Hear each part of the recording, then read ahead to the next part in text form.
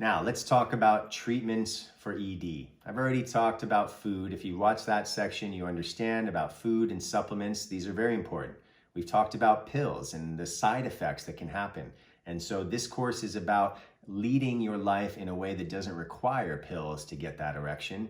Now, let's look at some of the other things. Sleep, we've talked about, and stress management. And what I'm going to share with you in the upcoming chapters of this course are ways to manage your stress through things like breathwork, yoga, Qigong, meditation, and exercise, which are all very valuable treatments for ED. We've talked about cold water training and even intermittent fasting.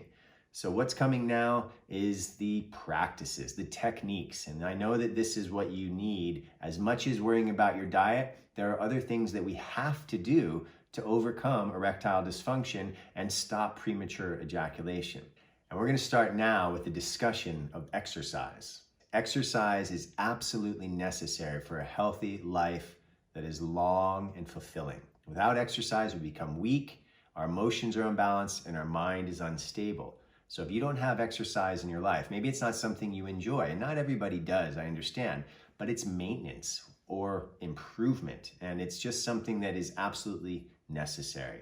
And it's been proven that exercise, especially moderate to even vigorous aerobic activity, things like walking quick, jogging, swimming, biking, hiking, climbing, find something that you like that gets your heart rate up, gets your blood pumping, challenges your muscles, and this has been proven to help you with erectile dysfunction. Even less strenuous regular exercise can reduce erectile dysfunction.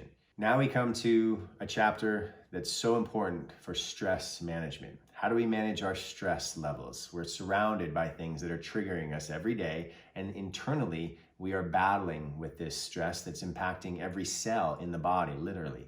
So there's some very simple techniques that I want to share with you that work immediately. And this is the beauty of these techniques, is that you can do them just about anytime, anywhere, and you're going to feel calmer, more relaxed, and more balanced. The first one we're going to take a look at is breath work. Breath is life. And if we learn how to breathe properly, and that might sound strange, you think I already know how to breathe, but usually we breathe very shallowly, especially if we're under stress. We get that constriction in the body, and we only breathe a little bit into the upper lungs. The best way to breathe, gentlemen, is deep abdominal breathing. That means on your inhale, your belly expands like a balloon out. And on exhale, that belly moves back to the spine.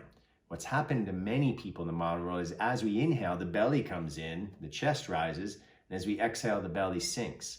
This is the opposite of healthy breathing. So technique number one that you can do for reducing stress, calming the body, energy, emotions, and mind, and finding that ability to get the blood flowing into the organs is simply deep abdominal breathing.